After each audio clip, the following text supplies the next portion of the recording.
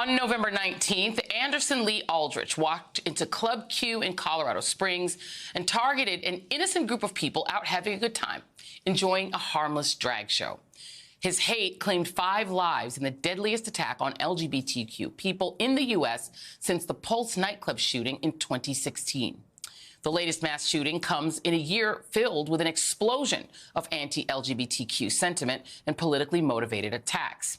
According to analysis done by NPR, over the past 2 years, state lawmakers introduced at least 306 bills targeting trans people, more than in any previous period. A majority of this legislation, 86%, focuses on trans youth. Meanwhile, drag shows, a performative art form that has roots in Shakespeare, when female roles were performed by men, has become a popular target of conservative politicians who have proposed banning children from drag events and even criminally charging parents who take their kids to one. Amid all of that unbridled hatred, one show has emerged as a beacon of hope, light, and love for the LGBTQ community. We're Here, an unscripted HBO docuseries that follows renowned drag queens Bob the Drag Queen, Eureka O'Hara, and Shangela, is back for its 3rd season, and the queens are traveling deeper into conservative America to spread even more love and understanding about the LGBT community through their vibrant art. This season, they have faced a notable uptick in hostility. Here's just a taste of what they experienced in St. George, Utah. St. George is not in your face. Baby, they are behind your back.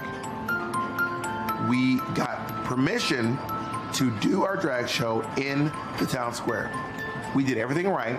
We got the permits. And then we find out that apparently City Hall is entertaining the idea of pulling our permit.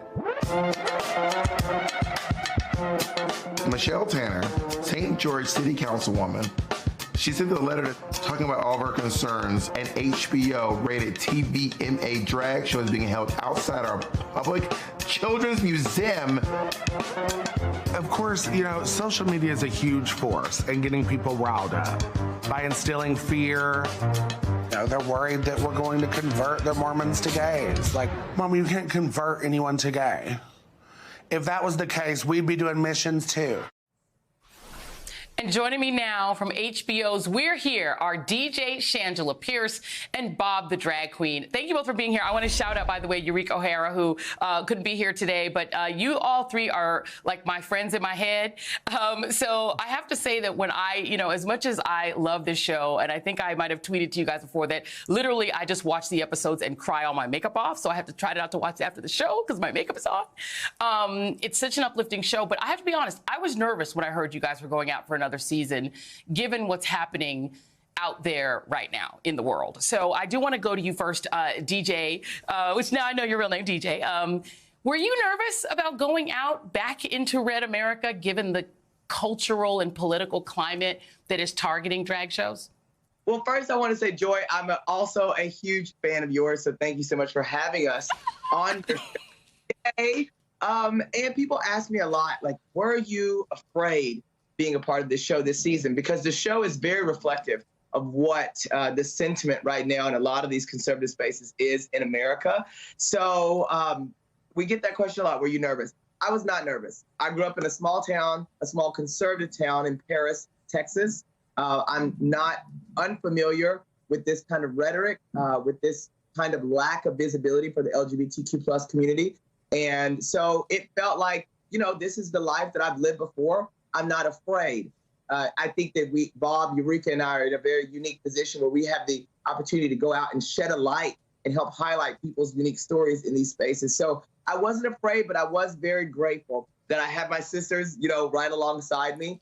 And but these experiences are not unique to just us. These are the experiences that our drag kids, the people that we partner with, have to go through every day in these conservative spaces. And if they're not afraid, then we shouldn't be either. And if they are, we're showing up to say you are not alone. Yeah, and Bob, I know one of you, y'all's drag kids was in Orlando and was a Pulse nightclub survivor, as is our friend of the show and my friend Brandon Wolf. And he and I, we talk all the time about the legacy of that. When what happened in Colorado Springs happened, we had him on, and he was angry for very good reason that we haven't fixed anything between what happened at Pulse and what happened in Colorado Springs. Talk a little bit about that, of having somebody in your show when you guys did go to Orlando, to that community, which can be very conservative too, and having that trauma layered on top of all this other trauma. Sometimes if they can't push us into the closet and push us into our homes through legislature, some people will just take up arms and do it with violence, with gun violence, because they know how easy it is to have access to weapons and how easy it is to get into these spaces. And it's to scare us from going out. It's to try to prevent us from being in the world. And it was really emotional to have a Pulse survivor. He was a Shangela's drag kid in Orlando. It was more than emotional. It was really gut wrenching, especially to hear how a lot of us, we go to these clubs because it's the only place we did feel safe. A lot of us go to these clubs because it's the only place you can hold your partner's hand without feeling judged, because it's the only place you can dance the way you want to dance, dress the way you want to dress, be who you want to be, love who you want to love without fear of being judged.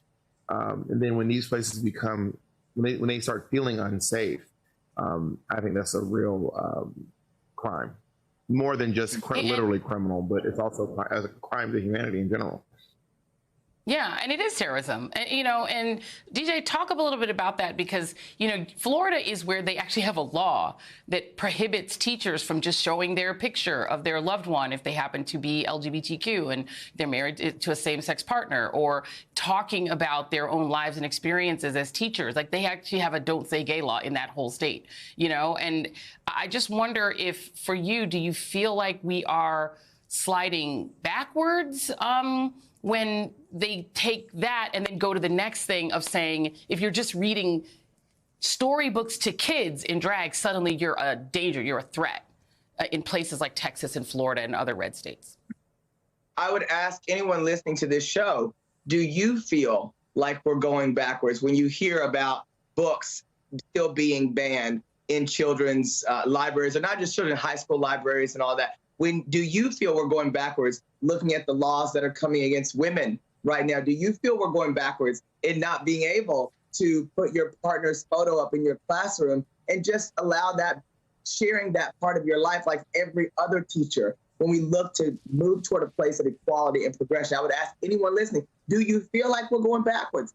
I know my answer, and that is a yes. And that's why it's so important, I think, that we have a show like we're here, but just in general, that we are all trying to stand together as a community, to stand up for what's right, to stand up for the progress that we've made to get to where we are in the world, and looking at how we're under attack right now. I specifically worked in Florida with one of my drag kids, Jamie, who is a school teacher, who has a beautiful young trans daughter that she is every day having to fight for, as most parents do feel you have to stand up for your children when they don't have a voice for themselves.